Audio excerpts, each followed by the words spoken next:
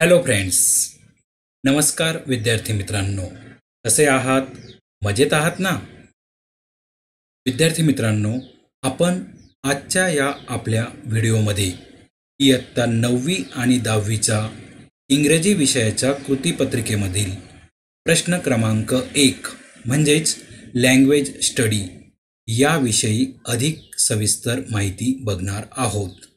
त्यामुळे कृपया हा व्हिडिओ आपण सर्वांनी शेवटपर्यंत बघावा ही नम्र विनंती. विद्यार्थी मित्रांनो, जर तुम्ही माझे हे चॅनल सबस्क्राईब केले नसेल तर कृपया ताबडतोब माझे चॅनल सबस्क्राईब करा. जर आपण माझे चॅनल सबस्क्राईब केले तर यापुढील सर्व व्हिडिओंचे नोटिफिकेशन आपणास आपोआप प्राप्त होतील. त्यामुळे माझ्या चॅनलला कृपया सबस्क्राईब करा ही नम्र विनंती. धन्यवाद.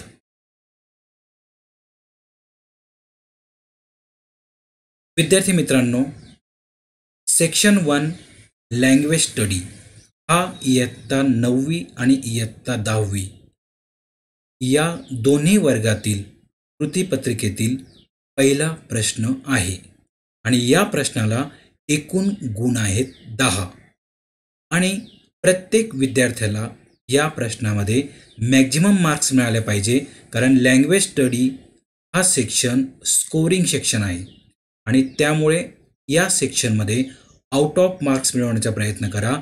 10 पैकी 10 मार्क मिळवण्याचा प्रयत्न करा. चला तर मग बघूया नेमकं लँग्वेज स्टडी या भागात काय आहे ते. Question number 1 A do as directed attempt any for 8 marks. विद्यार्थी मित्रांनो, प्रश्न क्रमांक 1 ए डू ॲज डायरेक्टेड असा प्रश्न असतो आणि या प्रश्नामध्ये 6 उपप्रश्न दिलेले असतील. या 6 पैकी आपणास 4 उपप्रश्न हे सोडवायचे आहेत. प्रत्येक प्रश्नाला 2 गुण म्हणजे 8 मार्कांसाठी हा भाग असतो. यामधील पहिला उपप्रश्न आपण बघूया. Complete the words by using correct letters 2 marks. यामध्ये आपणास 4 वर्ड्स दिलेले असतात, 4 शब्द दिलेले असतात आणि या प्रत्येक शब्दामध्ये एक लेटर हे मिस असतं, एक लेटर हे गाळलेलं असतं आणि जे गाळलेलं लेटर असेल ते आपणास या ठिकाणी अचूक लिहावयाचे असते. विद्यार्थी मित्रांनो, या ठिकाणी हा प्रश्न सोडवत असताना जो शब्द आपणास दिलेला आहे तो शब्द पूर्ण लिहायचा आणि जे लेटर आपण लिहिलेलं आहे त्या लेटरच्या खाली आपणास अंडरलाईन करायची आहे. फक्त लेटर जर लिहिलं तर आपणास या प्रश्नाला मार्क्स मिळणार नाहीत. त्यामुळे शब्द पूर्ण लिहिणे आणि जे लेटर आपण या शब्दामध्ये ॲड केलेलं आहे त्याच्या खाली आपणास अंडरलाईन करावायची आहे. अशा प्रकारचे 4 वर्ड्स या ठिकाणी दिलेले असतात. उदाहरणार्थ ST-RT. तर हे स्पेलिंग आहे स्टार्ट, म्हणजे या ठिकाणी ए हा शब्द आपण ॲड केलेला आहे त्याखाली आपणास अंडरलाईन करावयाची आहे. दुसरा शब्द आहे SL-VE स्लेव. या ठिकाणी देखील ए शब्द आपणास ॲड करावयाचा आहे आणि त्याच्या खाली आपणास अंडरलाईन करावयाची आहे. तिसरा शब्द आहे HE-RT. या ठिकाणी देखील आपणास ए ॲड करावयाचा आहे, म्हणजे हा नवीन शब्द तयार होईल हार्ट. आणि चौथा शब्द दिलेला आहे FO'CE फोर्स. FORCE आर खाली अंडरलाईन करायची. तर अतिशय सोपा असा हा प्रश्न असणार आहे आणि हे जे 4 शब्द दिलेले असतील हे 4 शब्द आपणास आपल्या पाठ्यपुस्तकातील दिले जातील. त्यामुळे आपणास ओळखीचे जे शब्द असतील असे शब्द या ठिकाणी दिलेले आहेत. त्यामुळे 2 मार्कांचा हा प्रश्न अतिशय सोपा आहे. फक्त जो लेटर आपण नवीन ॲड केलेलं असेल त्या लेटरच्या खाली अंडरलाईन करणं अतिशय महत्त्वाचं आहे. त्यानंतर दुसरा उपप्रश्न आहे put the words in alphabetical order 2 marks. Alphabetical order. विद्यार्थी मित्रांनो, आपणा सर्वांना माहीतच आहे की अल्फाबेटिकल ऑर्डर म्हणजे काय, तर शब्द ABCD प्रमाणे लावणे. या अल्फाबेटिकल ऑर्डरमध्ये परत 2 उपप्रश्न दिलेले असतात. एक सोपा असतो आणि एक थोडासा कठीण प्रकारचा असतो. पहिली अल्फाबेटिकल ऑर्डरमध्ये जे असणारे तर 4 शब्द दिलेले असतील, परंतु या 4ही शब्दांचं पहिलं अक्षर हे पूर्णपणे वेगवेगळं असेल. त्यामुळे या शब्दांचा अल्फाबेटिकल ऑर्डर लावण्यासाठी आपणास अतिशय सोपी असते. परंतु दुसरा जो उपप्रश्न असतो यामध्ये 4 शब्द दिलेले असतील, पण या 4 शब्दांची सुरुवात ही एकाच अक्षराने झालेली असते. आणि जर या 4ही शब्दांची सुरुवात जर एकाच अक्षराने झाली असेल तर अल्फाबेटिकल ऑर्डर कशी लिहायची. तर विद्यार्थी मित्रांनो, जर 4ही शब्दांची सुरुवात ही एकाच अल्फाबेटने झाली असेल तर 2 नंबरचे शब्द बघा आणि अल्फाबेटिकल ऑर्डर लावायचा प्रयत्न करा. जर समजा पहिले 2 शब्द सारखे असतील तर 3 नंबरचे शब्द बघा आणि त्याप्रमाणे अल्फाबेटिकल ऑर्डर लावण्याचा प्रयत्न करा. उदाहरणार्थ पहिला आपण उपप्रश्न बघितला तर त्या ठिकाणी आहे इपिक, राईट, एबल आणि हार्ट. या ठिकाणी जर आपण ABCD म्हटली तर एबल हे पहिल्यांदा येणार आहे, त्यानंतर एपिक हा शब्द दुसरा येणार आहे, त्यानंतर हार्ट हा तिसरा येणार आहे आणि शेवटी राईट. म्हणजे याप्रमाणे एबल, एपिक, हार्ट आणि राईट ही या शब्दाची अल्फाबेटिकल ऑर्डर असेल. अल्फाबेटिकल ऑर्डर लिहिताना 2 शब्दांमध्ये कॉमा असणं आवश्यक आहे आणि शेवटच्या शब्दानंतर आपणास फुल स्टॉप करावायचा आहे. त्यानंतर दुसरा उपप्रश्न आपण बघूया. या ठिकाणी शब्द दिलेले आहेत passion, profound, premier and pen. तर या ठिकाणी विद्यार्थी मित्रांनो, सर्व शब्दांची सुरुवात ही पी ने झालेली आहे. त्यामुळे आता आपण 2 नंबरचा अल्फाबेट बघूया. ए, आर, आर आणि ए म्हणजे 2 शब्दांमध्ये ए कॉमन आहे, पी ए कॉमन आहे. त्यानंतर तिसरा बघूया आपण पॅशन आणि पेनमध्ये पी ए कॉमन आहे. आता आपण बघूया यस आणि आय. यामध्ये सुरुवातीला काय येणार आहे, पेन. त्यामुळे पहिला शब्द येणार आहे पेन, त्यानंतर असणारे पॅशन. मग आता PR आणि प्रोफाउंड आणि प्रीमियर यांच्यामध्ये बघा PR आणि PR हे 2 कॉमन आहेत. मग ओ आधी येतो का ई आधी येतं, तर ई आधी येतो. त्यामुळे 3 नंबरचा शब्द झाला प्रीमियर आणि शेवटचा शब्द झाला प्रोफाउंड. तर विद्यार्थी मित्रांनो, या पद्धतीने जर सुरुवातीचे काही अक्षर सारखे असतील तर 2 नंबर बघा, 2 नंबर सारखे असतील तर 3 नंबरचे अक्षर बघा, 4 नंबरचे अक्षर बघा आणि या प्रकारे आपल्याला एक एक अल्फाबेट बघायचं आहे. आणि ABCD प्रमाणे फक्त या ठिकाणी आपणास क्रम लावायचा आहे. क्रम लावताना फक्त एक लक्षात ठेवा की पहिल्या 3 शब्दांनंतर आपणास कॉमा करायचा आहे आणि शेवटच्या शब्दानंतर आपणास फुल स्टॉप द्यायचा आहे. त्यानंतर तिसरा एक उपप्रश्न आहे punctuate the following for 2 marks. योग्य विरामचिन्हे वापरा. विद्यार्थी मित्रांनो, विरामचिन्हे हे भाषेमध्ये अतिशय आवश्यक असतात आणि त्याचमुळे आपणास 2 वाक्य दिलेली असतील आणि या वाक्यांमध्ये आपणास योग्य अशी विरामचिन्ह वापरावयाची आहेत. हे जे वाक्य दिलेले असतील हे वाक्य देखील आपणास आपल्या पाठ्यपुस्तकातील असतील आणि बऱ्याच वेळेला एखादी स्टोरी असेल किंवा ज्या पाठामध्ये जास्तीत जास्त संवाद आहेत असाच पाठ हा पंक्च्युएशनसाठी घेतला जात असतो.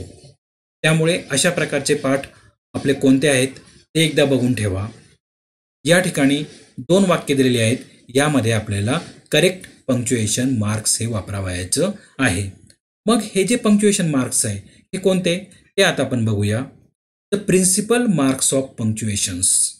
विद्यार्थी मित्रांनो, आपणासमोर 13 पंक्च्युएशन मार्क्स दिसत आहेत. हे पंक्च्युएशन मार्क्स व्यवस्थित बघा, यांचा व्यवस्थित अभ्यास करा, कारण हेच मुख्य पंक्च्युएशन मार्क्स आहेत. यामधील आपण पहिलं बघूया, फुल स्टॉप, पूर्णविराम. ज्यावेळी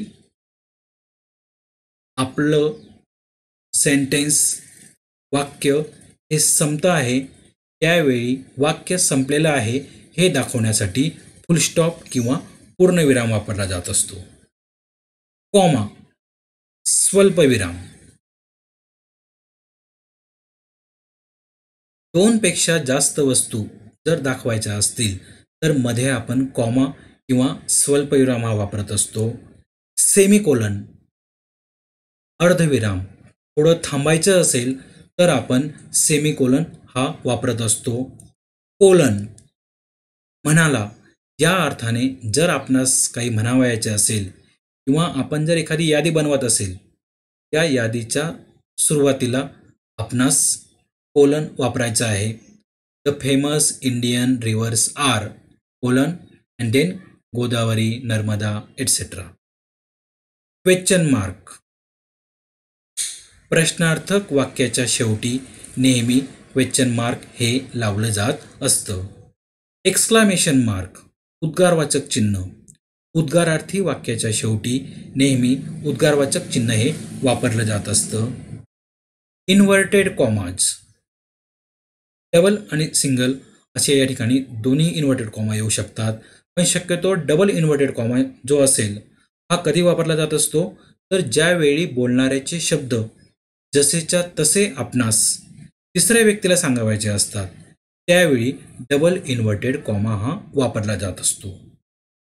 अपॉस्ट्रॉफी, ज्याला आपण म्हणतोय षष्टीचं विभक्ती प्रत्यय, किंवा ज्यावेळी माझे या अर्थाने एखादी वस्तू आपणास दाखवायची असेल, सांगायची असेल, त्यावेळी अपॉस्ट्रॉफी हा वापरला जात असतो. किंवा एखादा अक्षर मध्ये गाळलेला आहे असं आपणास दाखवायचं असेल, त्यावेळी अपॉस्ट्रॉफी हा वापरला जात असतो. डॅश, लांबरेष.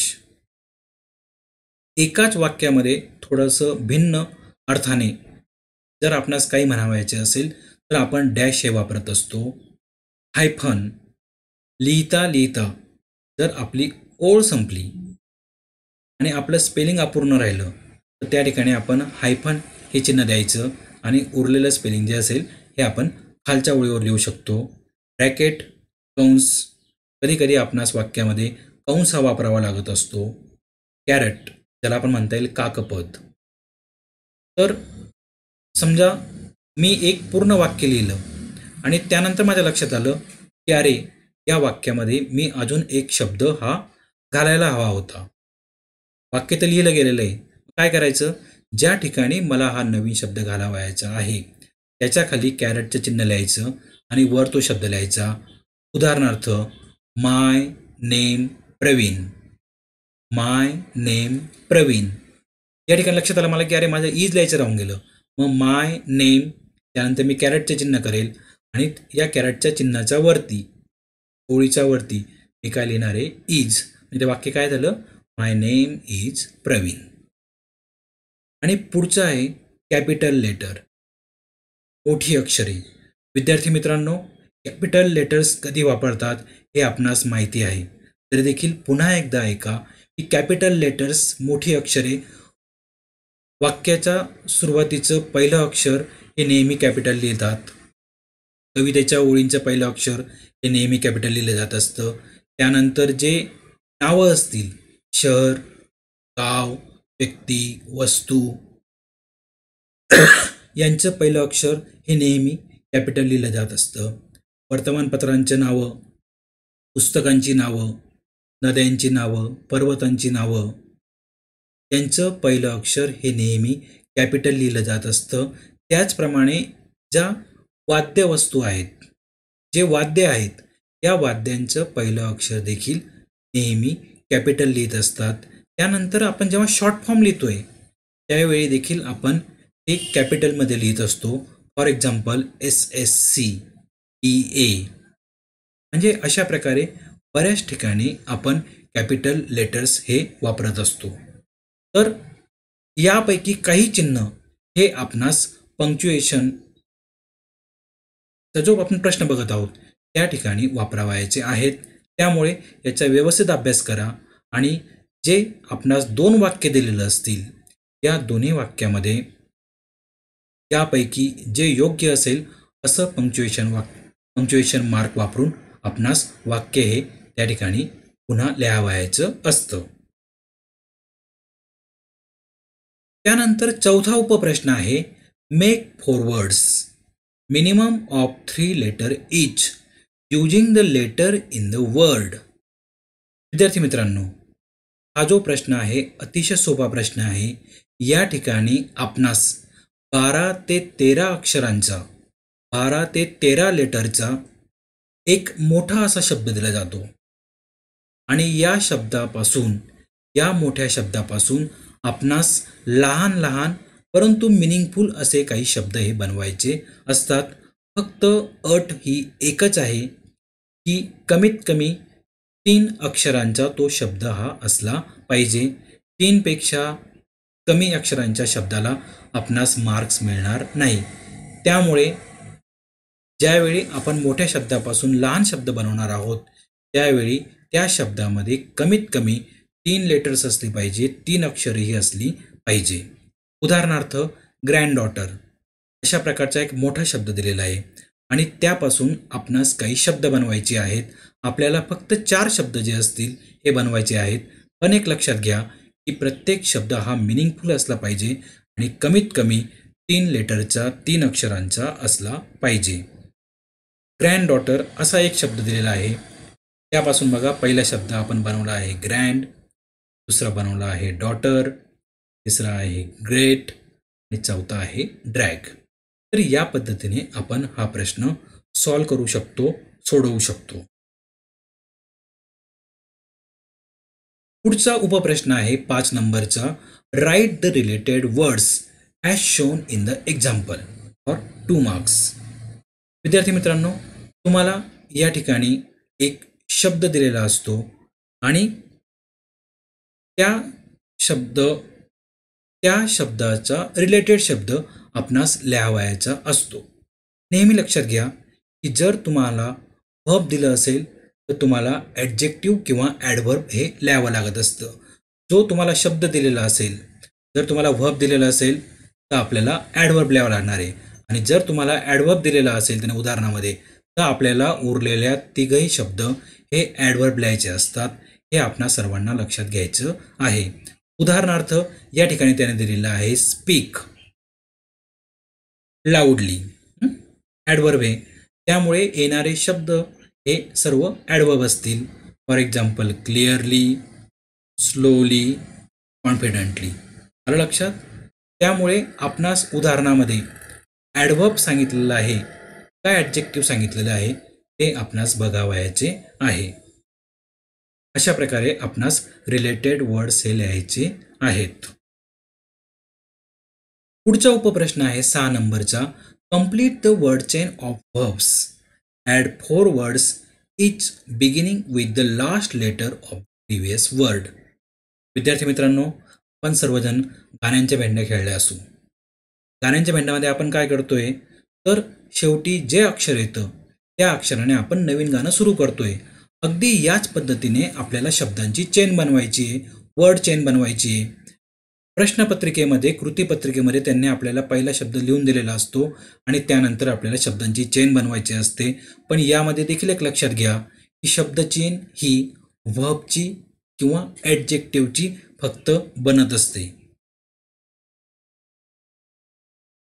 त्यांनी एक शब्द दिलेला आहे स्पीक, त्यानंतर आपण पुढचा शब्द बनवलेला आहे कीप, त्यानंतर पुट, टेक आणि अर्न.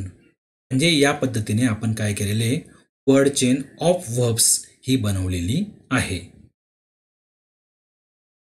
या ठिकाणी प्रश्न क्रमांक 1A संपलेला आहे. आता question number 1B do as directed 2 marks attempt any one from 1. यामध्ये बी भागामध्ये 2 उपप्रश्न आहेत.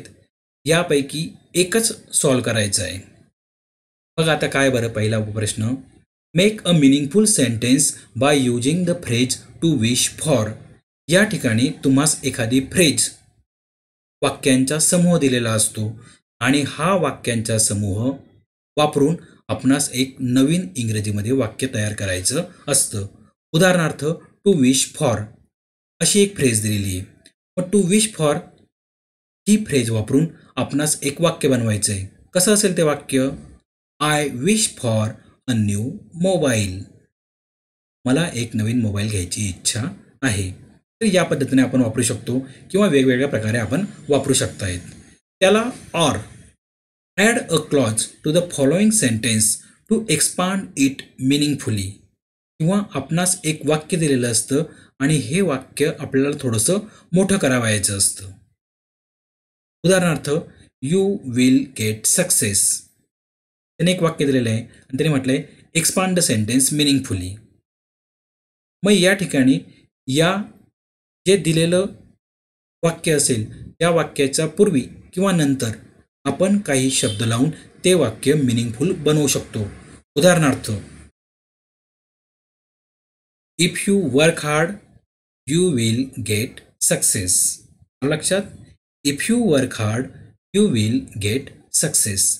तर अशा प्रकारे आपणास एकतर फ्रेज दिलेली असेल त्या फ्रेजचं आपल्याला वाक्यामध्ये रूपांतर करायचं असतं किंवा आपणास एक वाक्य दिलेलं असेल हे वाक्य आपणास एक्सपांड करायचं आहे.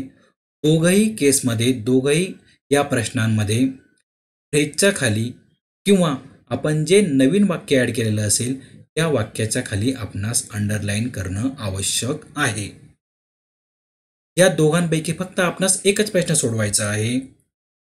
आणि पुढे बघा दुसरा उपप्रश्न आहे add a prefix or suffix to make new words for 2 marks. विद्यार्थी मित्रांनो, प्रिफिक्स आणि सफिक्स या इंग्रजी भाषेतल्या 2 कन्सेप्ट आहेत. प्रिफिक्स म्हणजे तुम्हाला एक शब्द दिलेला असेल, दिलेल्या शब्दाच्या पूर्वी काही अक्षरं लावणे याला आपण म्हणणार आहोत प्रिफिक्स. आणि सफिक्स म्हणजे काय? दिलेल्या शब्दाच्या शेवटी काही अक्षरं लिहिणे किंवा लावणे म्हणजे सफिक्स. प्रिफिक्स आणि सफिक्स. प्रिफिक्स म्हणजे दिलेल्या शब्दाच्या पूर्वी दिलेल्या शब्दाच्या आधी काही अक्षरं लिहिणे म्हणजे प्रिफिक्स. आणि सफिक्स म्हणजे काय? दिलेल्या शब्दाच्या शेवटी काही अक्षरं लिहिणे म्हणजे सफिक्स. तर आपणास 2 शब्द दिलेले आहेत, कंप्लीट आणि लकी. या दोन्ही शब्दामध्ये आपण एकतर प्रिफिक्स वापरू शकतो किंवा सफिक्स वापरू शकतो किंवा पहिल्या शब्दामध्ये मी प्रिफिक्स वापरेल, दुसऱ्या शब्दामध्ये मी सफिक्स वापरेल. आपण काही वापरू शकतो. उदाहरणार्थ कंप्लीट या ठिकाणी मी इनकम्प्लीट आयन प्रिफिक्स लावून इनकम्प्लीट असंही लिहू शकतो किंवा कम्प्लिटली LY हे प्रिफिक्स लावू शकतो. म्हणजे इनकम्प्लीट किंवा कम्प्लिटली यापैकी एक आपण लावू शकतो. आणि दुसरा शब्द आहे लकी. या ठिकाणी मी UN हे प्रिफिक्स लावून अनलकी असं म्हणू शकतो किंवा ILY लावून मी म्हणणारे लकीली. म्हणजे या पद्धतीने आपल्याला प्रिफिक्स किंवा सफिक्स हे दिलेल्या शब्दाला लावावयाचे असतात. यालाच और दुसरा उपप्रश्न आहे make a meaningful sentence using any one of the following words. हेच 2 शब्द त्याने खाली दिलेले आहेत आणि काय म्हटलेलं आहे, या 2 शब्दांमधला कोणताही एक शब्द वापरा आणि त्याचं वाक्य तयार करा. उदाहरणार्थ मी खाली दिलेलं आहे बघा, लकी हा शब्द मी घेतलेला आहे आणि त्याचे एक वाक्य बनवलेलं आहे लहानसं, आय एम लकी. या ठिकाणी मी जो लकी शब्द वापरलेला असेल त्याच्या खाली आपणास अंडरलाईन करावायचे आहे. म्हणजेच काय विद्यार्थी मित्रांनो, प्रिफिक्स किंवा सफिक्स लावून तुम्ही एकतर नवीन शब्द बनवा किंवा त्याला ऑर आहे. जे 2 शब्द तुम्हाला दिलेले आहेत त्या 2 शब्दांपैकी कोणता तरी एक शब्द घेऊन आपणास स्वतःचा मनाचं वाक्य जे असेल हे फ्रेम करायचं आहे किंवा बनवायचं आहे. तर अशा प्रकारे A किंवा B मधून आपणास एकच प्रश्न या ठिकाणी सोडवायचा आहे. तर या पद्धतीने जे असणारे तर लँग्वेज स्टडी सेक्शन 1 हा प्रश्न आपणास 10 मार्कांचा होता आणि मला निश्चित अपेक्षा आहे की आपणास माझा हा व्हिडिओ निश्चितपणे आवडला असेल. धन्यवाद. घरीच राहा, सुरक्षित रहा. थँक्यू.